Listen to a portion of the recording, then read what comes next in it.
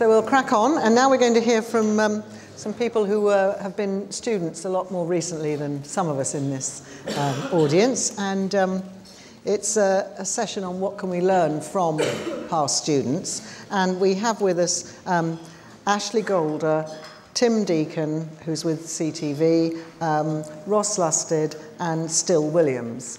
And each of them has a different story to tell, and I'm going to ask them for their opinions on the sort of training that they had and how useful it was, and also their contemporaries, what they think about that as well. And then we'll, having had a bit of a discussion, we'll then open it up for questions. So, Ashley, you're concerned with the fact that some courses don't deliver what they say on the tin. Yeah, I think, so the university as a whole is a fantastic institution. I think it's very important. I think, especially if you've gone the school, college, uni route, I think it's brilliant. But if you are advertising your course as something of which points you're going to hit, and you only find out at the end of those 3 years and now $9 grand a year that you haven't hit those points, then something is very wrong. And you can never get that time back. You can't really get the money back. That there are ways, but you can't really, it's very difficult. So, you know, for whatever you're advertising, you should make good of that promise. And what sort of thing do you mean? In terms of, if I may use my own experience, so when I came to university about 4 years ago, I thought I would come out with you know, basic camera skills, basic lighting, basic sound in my first year, then followed up with, in my second year and third year, it makes sense to come out with those camera skills as advanced, lighting, you know, not be a professional by all means. You know, I agree with the comments that were made. You have to be, maybe not have to be, but it would be good to be a runner after university and learn that stuff as well. But my training with camera was effectively between 2 and 4 weeks of each skill set in my first year. And then we never touched it ever again. So first year camera skills, that was it. So second year we were told go make a documentary. No training on documentary filmmaking, which is entirely different to light entertainment or, you know, piece of camera or whatever you want to do. Entirely different. No real official training, apart from those, you know, first few months of first year of uni. So I didn't know that until after the degree was done, that I was like, oh great, I've graduated. Wait a second, where did the training go? Okay, and what sort of job are you doing now? At the moment, I'm a shooting researcher for Ricochet. I've just come off producing for IBC. And do you feel that the fact that you didn't get quite what you expected and didn't get enough skills in your university course, has that held you back from what you want to do, or not? I think I'm a very passionate person, so I could see the gap that I was having in my education. So throughout university, I did stuff. Before university, I was working as a runner anyway. That's why I went into TV. For a university course, I enjoyed it, then wanted to do a degree. So throughout university, I was working, and in my second year, that's when I started producing with IBC and carried that on to my third year. So I was gaining all of the skills that I thought I needed and wanted to acquire, but I wasn't getting that from my course, and that's what's wrong. You know, you shouldn't have to come out of university to gain those skills. It's good, by all means, it's good, and you should definitely do it, you know. Jobs are difficult to find if everyone's just coming out of university with a degree. But you should be able to learn that for the now £9,000 you're paying. So, Tim, you're working with CTV. Yeah. How did you get your job? I started, I left Ravensbourne in 2009, so it's a few years ago. But in between second and third year and leaving Ravensbourne, I started with CTV in their Sky Sports cricket contract, which essentially was, there was a team of guys new to the industry, paid, you know, not a huge amount of money But the deal was you had 5 months of a cricket contract where you essentially just learn how to build cameras, troubleshoot, and then during matches you were a runner for Sky Production. And that was kind of my grounding in a way of into OBs, and I always knew I wanted to get into cameras in some division, but as soon as I hit kind of my first kind of OB jobs, I knew that's what I wanted to do. And since then, I've been staff with CTV for just coming up to 4 years now. And did you find that the course that you were on was useful? I think so. I mean, when I was first asked to come to this conference, I had to sit back and try to remember what university was like. I went to Ravensbourne. My year group was the last year group to do all 3 years at the old campus. And since then, they've relocated to Greenwich. Kent, you mean? Yes.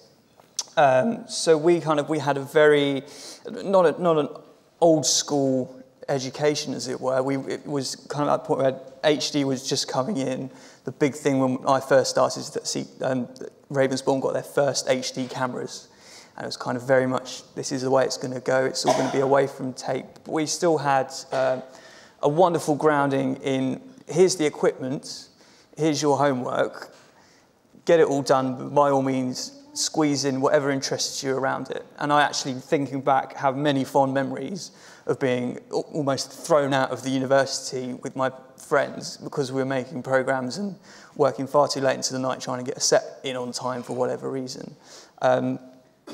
But in terms of actually having a degree, which I walked up to someone and went, I am qualified in, my BA Hons in broadcast production. This is what I'm here to do. It doesn't work like that. You don't walk into these kind of technical jobs, well, camera especially, I suppose, with an academic qualification. It's about where have you learned and who have you known before, who have you worked with before, and what sort of things you're prepared to, what sort of work mentality have you got, I think, over your academic piece of paper. Mm-hmm. And Ross, you're working and concerned about the difficulties of getting experience as an electrician. I think it's really difficult for people. I studied at Ravensbourne, the same as Tim, did the same course, but my course started in the first year when they moved to Greenwich. And so there was obviously teething problems with when they first moved to the campus, but I think generally the universities as a whole need to sort of take note of where the lighting industry is going, purely because the majority of the people sort of that I am on shoots with, the majority of the time, are older than 45. I'm normally the youngest person in the lighting department by a good 20 years. And it's just wrong because when these people retire, there is going to be a huge vacuum that needs to be filled. And because of the way that the higher industry works in terms of commercials, feature films, and high-end TV drama, they don't employ people that are not qualified electricians. And is it difficult to get to become a qualified electrician? Yes. Well, to a degree. The universities don't provide the training that you need to be able to do that. It's normally a sort of a further education sort of college, or you do what I do, which is sort of self-fund it really. So I'm doing a fast track course, which is 2 lots of 7 weeks, which I'm paying for myself because there are sort of nowhere to get funding. You speak to Creative Skill Set and other sort of training providers, and they don't really want to know. You speak to Creative Skill Set and they sort of say, lighting's nothing really to do with us. We thought you were okay, you're doing your own thing. And that's not really the case because there is this massive gap that needs to be fulfilled. But because it takes 14 weeks to 3 years to get the electrical qualification, and because it's changing all the time, it just doesn't really happen. And isn't there a problem also that it's difficult to work on a set or with a crew if you haven't got a qualification?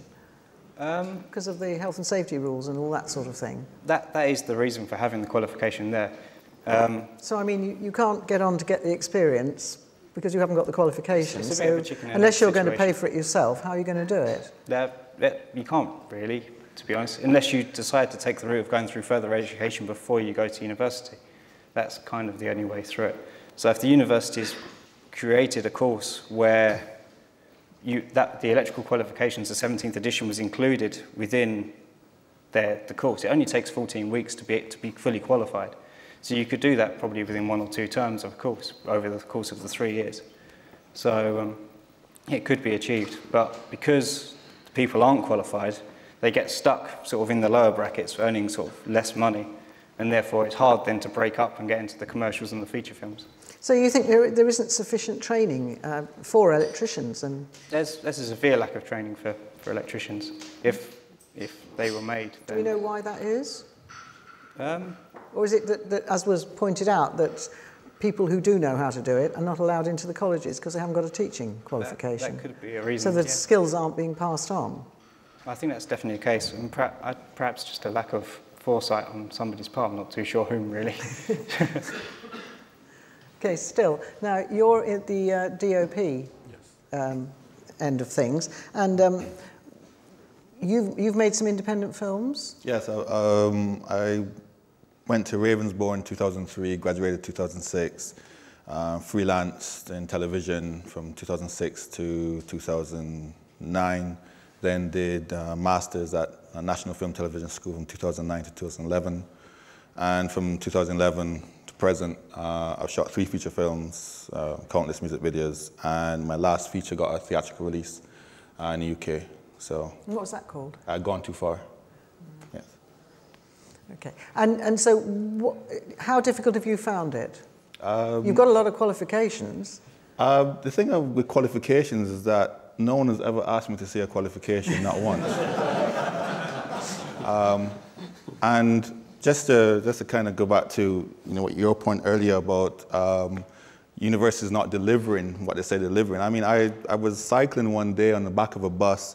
I saw some university advertising saying they'll get a free iPad in the first year. And I don't see what the relation is to having an iPad in the first year if you apply for this university. I think it's going in a completely wrong direction.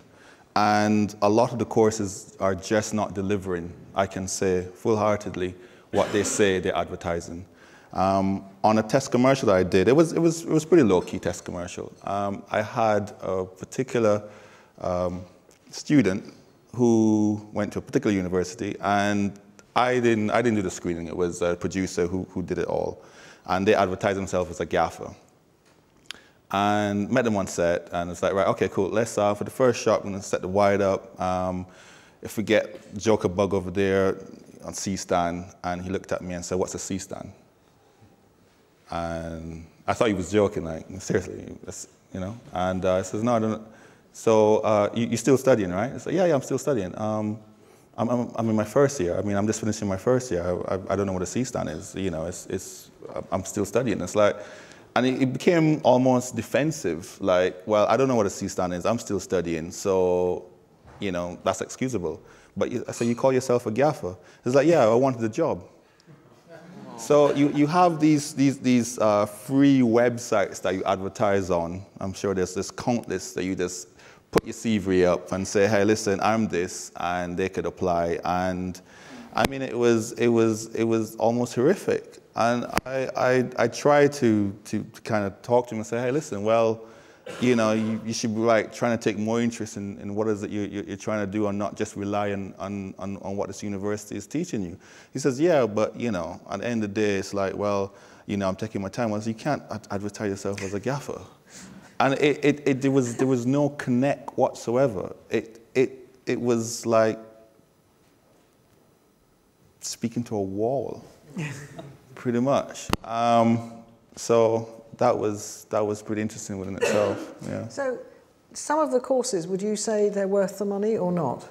Some of the courses, well, I can speak from the courses that I've done when I did them. The courses were relevant when I did them. Like, for example, Ravensbourne 2003, 2006 was relevant then. Would it be relevant now? I'm not sure because technology has moved on. Things have changed. I mean, formats have changed. In terms of cameras, before, at that point in time, for you to own a HDW 750 or 900 HD camera, was you have to remortgage your house. Now, if you go next door, you can spend a couple £100 and get something that shoots, high definition. So that has all changed the whole game somewhat. So it's quite hard to say that. I just think your points are really interesting with what we've experienced in OBs, and it's been really interesting going through kind of the education system, coming out the other side. A couple of years down the line, I'm the one who's being asked to teach people cameras or, get someone up to speed. And sometimes you come across really attentive people who are really kind of on the ball and really want to go for it, but a worrying proportion of people who are either in or fresh out of the current training system.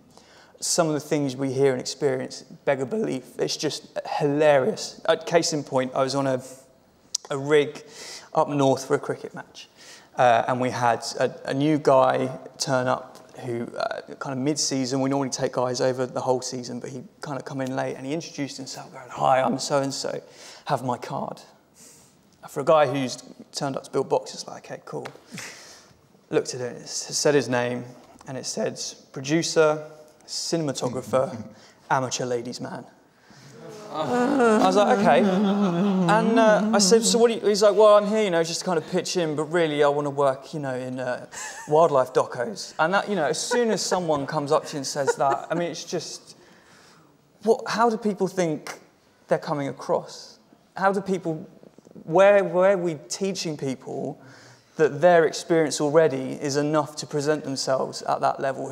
Where should we be telling people this isn't how you do it? So maybe we should add personal branding to the list of things that people need to know. A bit of self-awareness. Yeah, well, yes. But I mean, personal branding can be very good in that it means you don't forget someone, but it should be for the right reasons, not the wrong ones. Yeah, absolutely. That's the point, isn't it? Go on. Just going back to is a course worth its money? I was having this discussion just the other day with just a group of friends on different courses. And I asked them, would you do your course again? And they were like, yeah, it was good. And I was like, well, what about at the new £9,000 mark?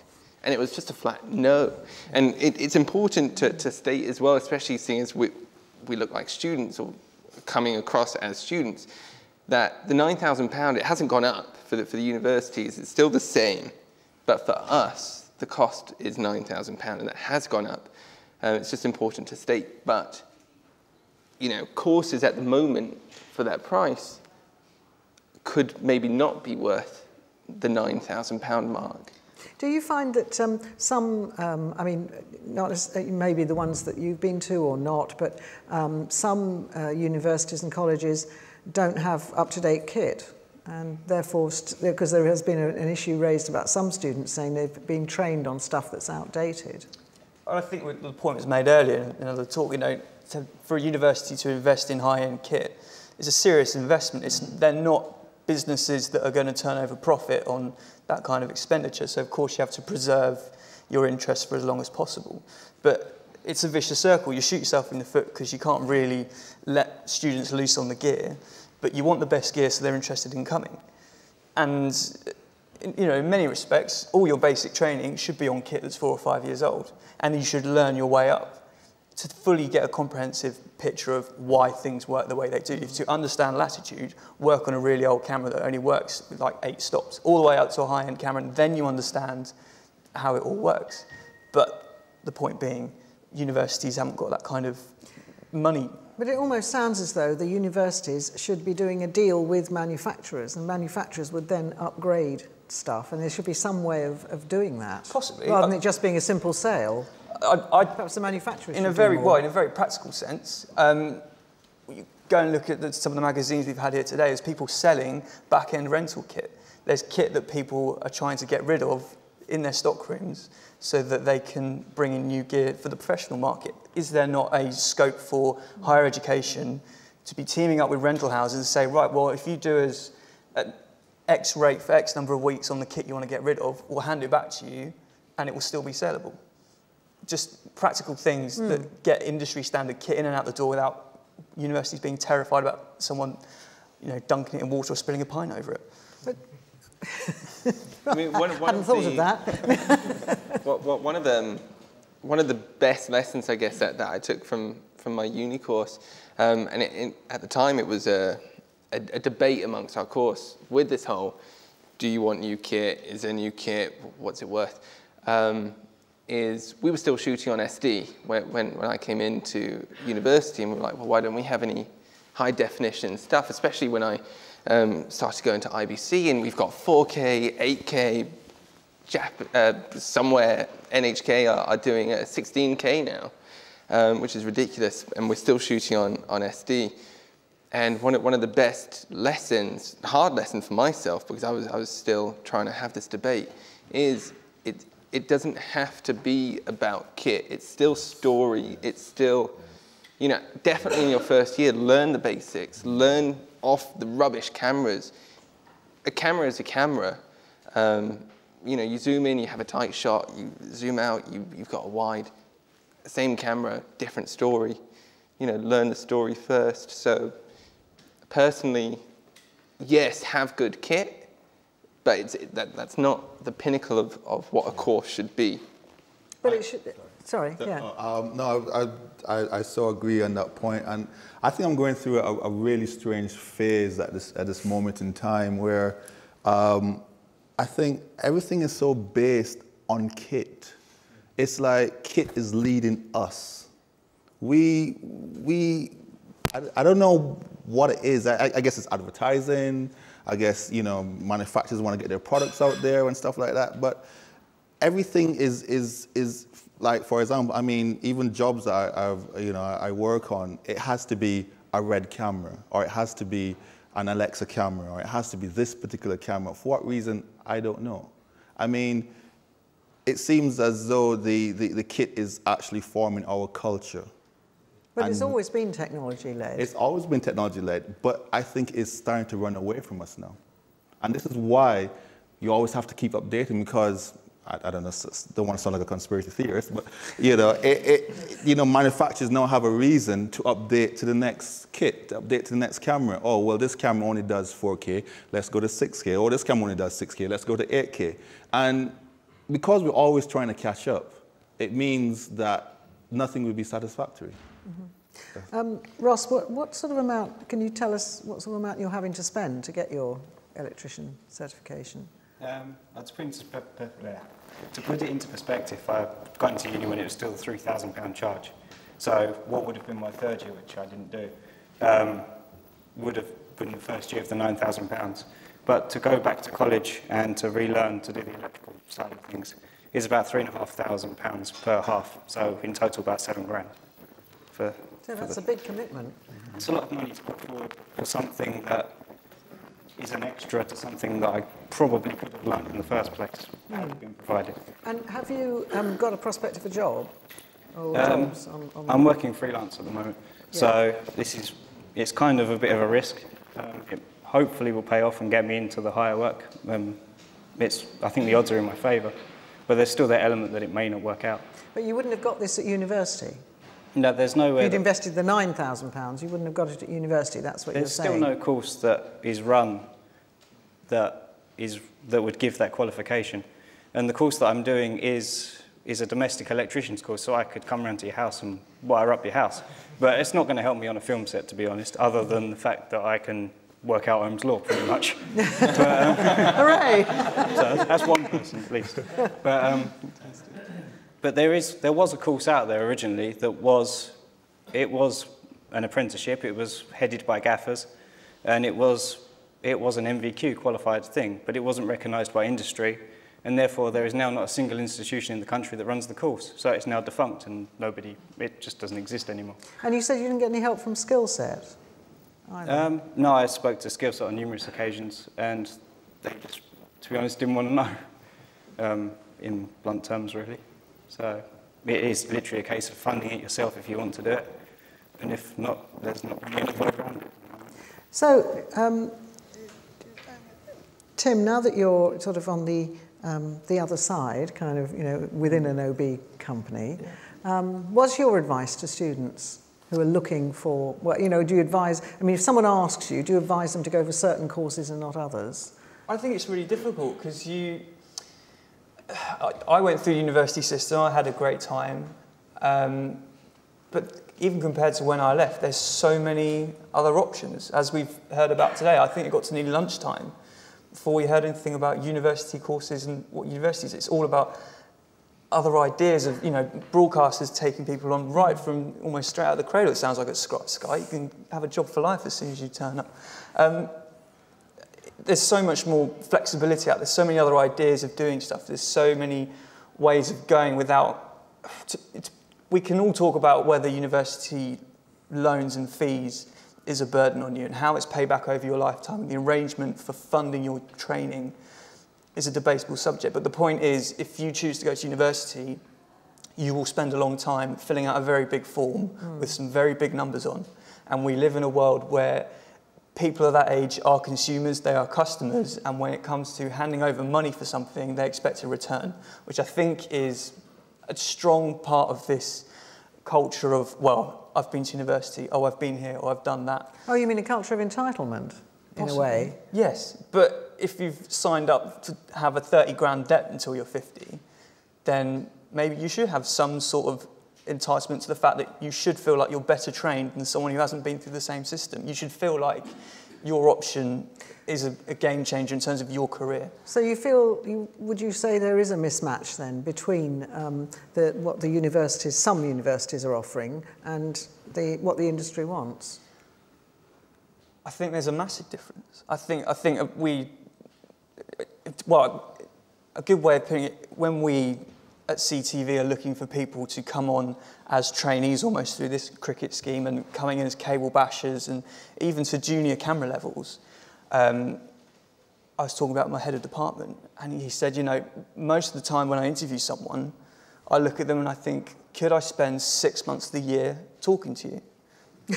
That's what, you know, that's our lifestyle. I spend nearly 200 days a year on the road away from home. It's more about, well, are you able to learn? Are you sociable? Are you efficient? Are you going to, you know, pick up the skills? Yeah, punctual. Well, we have a policy at CTV. 5 minutes after the call time, the van leaves and you get a taxi wherever we're going. Whether we're in London going to Durham, you make your own way. Which, you know, a lot of new guys learn very quickly when they're a bit too hungover and they miss the van and they get a phone call and go, you're left without me. We go, yeah, because it's work. And some people don't quite get that still. I think it's, you know, some people have to learn the hard way, but a lot of people learn very quickly. You know, university isn't going to set you up for everything. And in a way, university shouldn't set you up for everything. You shouldn't expect to go out and know everything that you're going to need to be a good runner, because otherwise we'd end up with 15,000 people a year graduating, all being able to be runners, all really good at it. You have to have some way of cutting the good people from the less good people. One final point before we come to the questions. Just all of you, do you feel there should be fewer courses but better? Because there aren't that many jobs. I know there's a lot of jobs, but there aren't 15,000 jobs every year. I don't think that's really in TV production or whatever, you know, technical jobs. Yeah, I don't think it's really for us to say, because, you know, if we start cutting courses, then we cut people being able to compete. To have good courses, that, you know, that's the thing. So I guess in short, no, but just make those courses good. You know, it's the accountability of the students of what they're learning, but also the lecturers of, you know, whether or not there's red tape or not. It's not for us to say, but we know what we're not getting. So no, not less courses, but just better. Okay. But I think to get better courses, I think you need fewer courses. I think you need industry needs to know and trust that when someone says they've been somewhere, that is coming with a minimum level of knowledge. And this is the really good thing that this ITTP is pushing for, the fact that if you have someone in front of, two people in front of you, and one's been to one course and another's been to another course which is certified to a level that the industry has agreed upon, that's really important. Yes. Because that saves, it doesn't cut out less decent people, but it raises the minimum standard, which in an industry that seems to be so valuable to this economy is really important. Because when we lose people in 10, 15 years' time, when people retire, when people move on, the whole business model is in trouble. Mm. But that's what we've got. Is my understanding is this certification like skill set or who else is, you know, there are universities that are certified, but they're still not great. Some of them, some courses. So it's, you know, what is that certification, in my opinion, actually saying on paper compared to actuality? Okay, well, we'll come to questions and let's see. Any questions, gentlemen over there?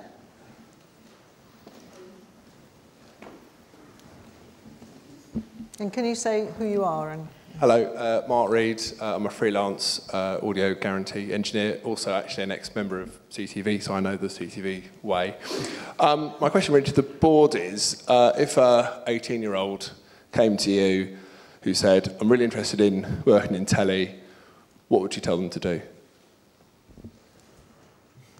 any starters? Still, what's the best way? What's the best way? You see, there isn't really such thing as a best way, because one has to choose a path that better suits them. I'll give you an example. One particular, a friend of mine was speaking to me about getting into the business, the whole film industry. And he's quite young, he's 23 or something. And he said, do I put myself in £50,000 debt, you know, $9 grand a year plus expenses, or do I invest in a red camera?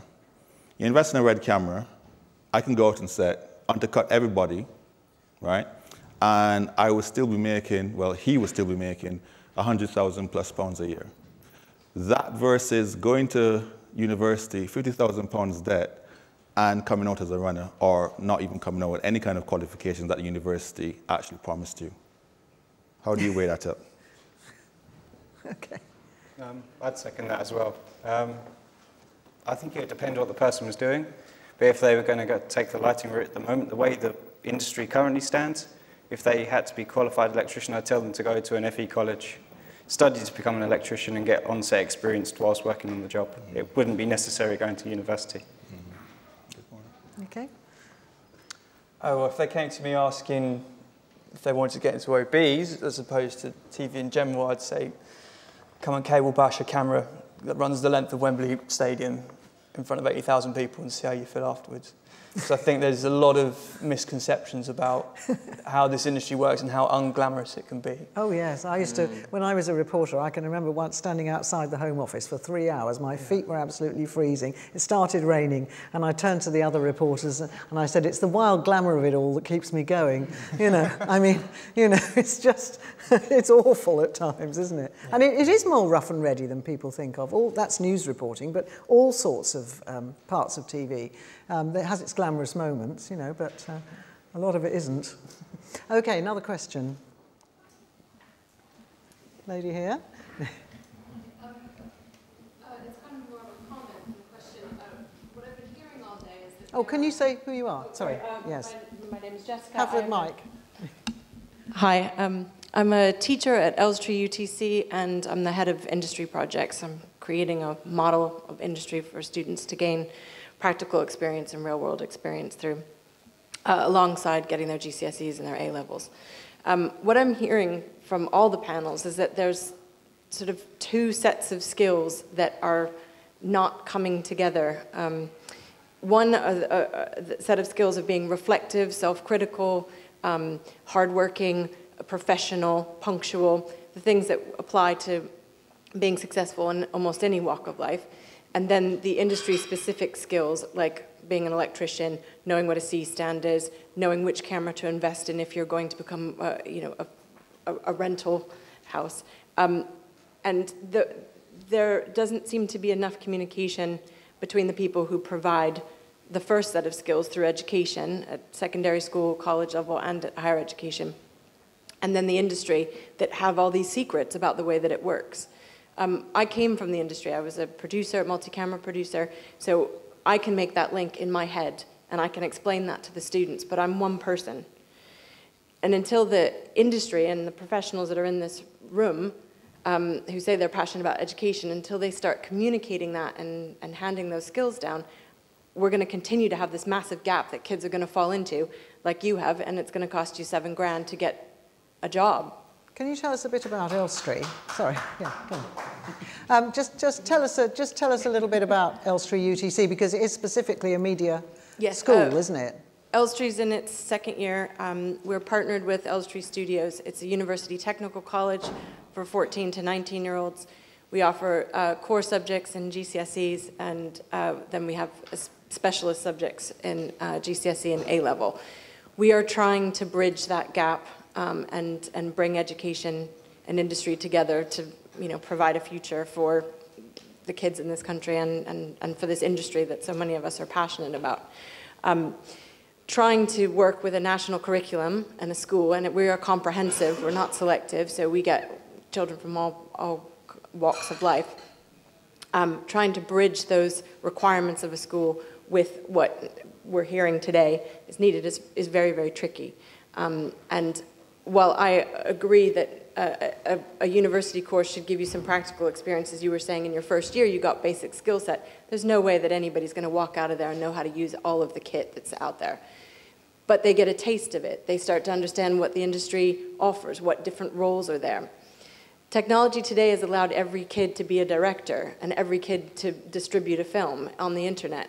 They have no idea what comes in between that idea that they had and how it gets out there when we're talking about real productions.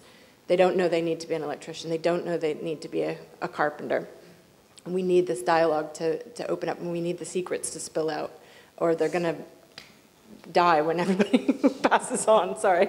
Not that everybody in here is that old, but you know, we don't want them to die with people. So, okay, thank you very much. Thank you.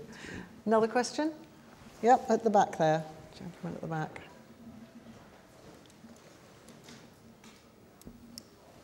My name's David Wright. I'm from Oracle Corporation, so I probably come from a different background than a lot of people here, and I'm working in the corporate sector in-house video production. And I'm particularly interested in this panel session. I want to talk to the panel because we have a recruitment problem. Being in the corporate sector, we find it difficult to attract people to come in and work in our sector, even though we're probably a little more attractive in that we've got more permanent opportunities.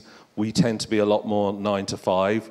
We have a lot more benefits like paid holiday, paid sick leave, instant pensions, that sort of thing. So I wanted to ask the panel, when you were nearing the end of your courses and you were looking for your first jobs, did anyone talk to you about opportunities in the corporate sector? Or was it something that was never on your radar screen? Okay, Ashley? Yeah, so there was a very brief discussion about different sectors, effectively, and corporate did come into it. But I think perhaps the way it slips is the education of different companies, as you will, where it's very easy for students, myself included, to come out of university and go, oh great, BBC, Sky, Channel 4, Channel 5, the obvious ones. So I can just see it being just a generic struggle, perhaps just get in there with bigger, better publicity, get into the universities, if that's who you're seeking, as this massive opportunity that you've got, would just be my advice is, you know, there are bigger people that are more obvious to pick, easier, obvious options.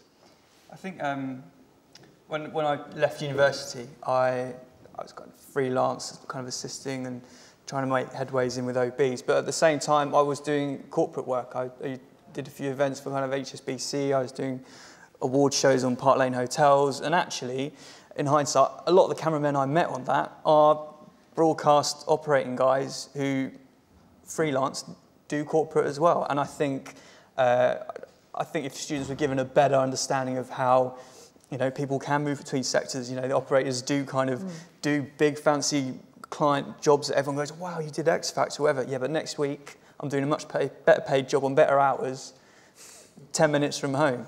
Yeah. When you leave university, you haven't got paying the bills necessarily at the forefront of your mind. You're just thinking, oh, I really want that first TV credit. And maybe, you know, maybe there does need to be better communication between all aspects of using this kind of equipment. You know, there's not just telly, there's a whole wide range of applications for our skills. Mm-hmm. I, funnily enough, had the same discussion with somebody about last week, to be honest. And I started working in the corporate sector whilst I was at uni. There was a Facebook page which listed a list of companies that were looking for sort of camera people or sound people, etc. And a few of the companies I'm still working for now were listed on that page. But the problem is, I think, as you were saying, is it's not glamorous. And therefore people, when they're at university, they want the BBC, they want the Sky.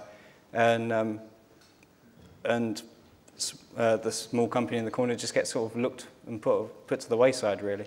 So I think maybe it could be promoted more. There's definitely money in corporate, and it needs to be exploited, really. Mm-hmm. I'm very grateful for the corporate sector, because I cleared my overdraft twice at university thanks to a couple of corporate gigs. They're very useful. Still, what's your view on corporates? My view on corporates? I think corporates, a lot of the jobs I do on corporates from time to time actually pay more. It's as you can say, it's a real earner. It's not glamorous, but it gets, you're there to do a job, you do the job well, and it gets you by. But it isn't really promoted as such.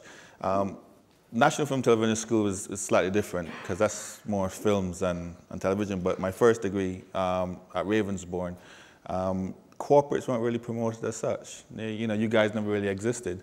I mean, I was fortunate enough to go out with Graham, assisting him on a few corporates, and that's where I really started to learn about set etiquette and assisting and stuff like that. So definitely.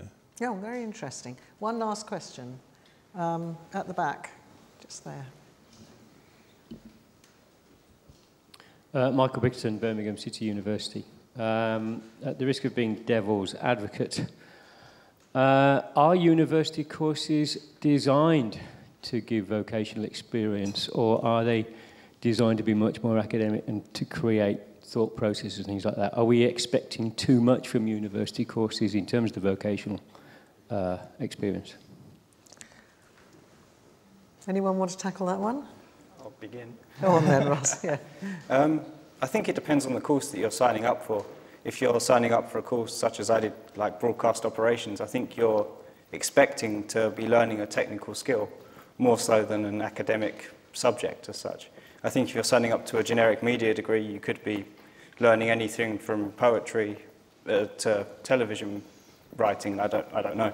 But I think it depends purely on the subject you're signing up for. Well, of course, a doctor does a vocational course, and so does a dentist and a nurse. So I don't think there's no room for vocational courses at university, is there? I think it's, again, about managing expectation. If what it says on the page when you're signing up to the university and it says that you're going to come out with this, then that is what you should come out with. And again, it was a debate that we had as part of my actually whole year when we were figuring out we weren't learning all of this. And that's when they started to go, okay, well, we're training you to be more rounded people. University is all about making you think. And we were like, but we don't know how to use this. So it's a managing expectations. If your prospectus says one thing, you should do that one thing and carry on. Well, it is possible to do both, isn't it? To learn how to think and how to do. Yeah, definitely. I think we've all come from very practical-based approaches to things, but that doesn't mean that academically there isn't anything for us there. I think it's really important to learn where the industry's come from. It's important to learn, how people have developed the ideas that made great films. Because we can all learn how to pick up a camera and do it competently, and we can all develop our own artistic skills. But if you don't have any sorts of grounding in where everything else has come from, and academic study does do that for you, then you're kind of missing out on a huge opportunity that being at university is. Okay. Yeah. One last point. With the presentation from Darren this morning with Sky, this young lady said she didn't bother going to university because Sky was giving her so much. I personally think that what Sky is doing, universities should be doing more, and no one who is wanting to study for any kind of field that they're going into should be saying, I decided to skip university because I would learn more. I thought that was so critically important. I mean, it was only a few seconds long. And if a student is saying that, then I sincerely believe that there is something wrong with education at university. Okay, well, on that happy note, we'll finish the session. And thank you all very much to our panel. Well done. Well done. Very interesting.